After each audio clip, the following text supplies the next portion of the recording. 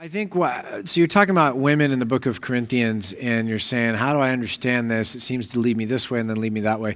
The real hard thing for us is culturally, we're so far removed from the town of Corinth that Paul was writing to, and how he was trying to help them have order in their service and to make that something that was pointed towards serving God or hearing from God or talking about God, but to bring that into order.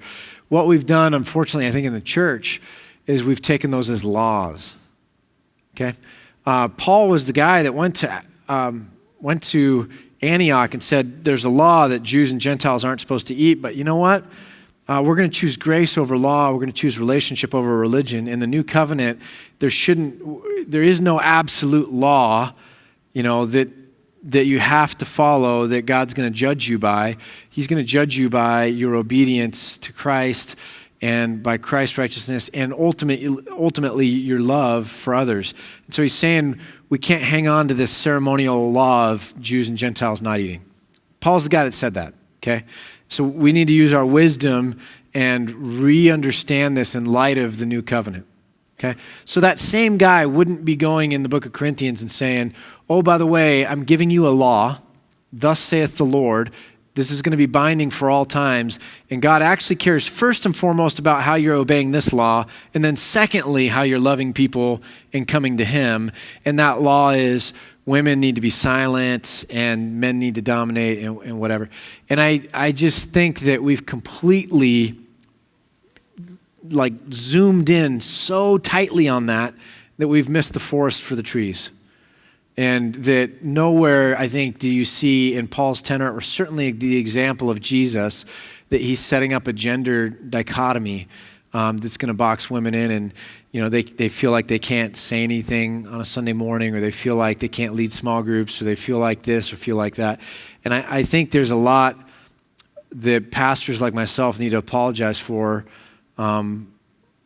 with regard to Christian women, and say you've been left out. You haven't been empowered. You haven't been equipped. You haven't had anyone look at you and say, what spiritual gifts do you have? Like, how is the Holy Spirit gifting you for ministry? And then how do I unleash that or fan that into flame?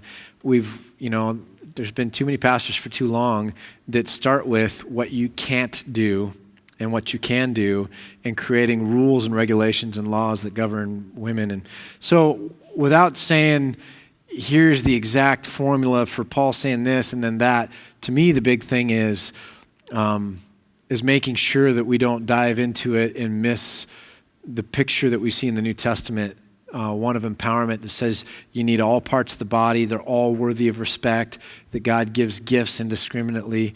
And then even seeing examples of women as fellow apostles in the book of Romans, at the end of Romans. Paul talks about women as fellow apostles.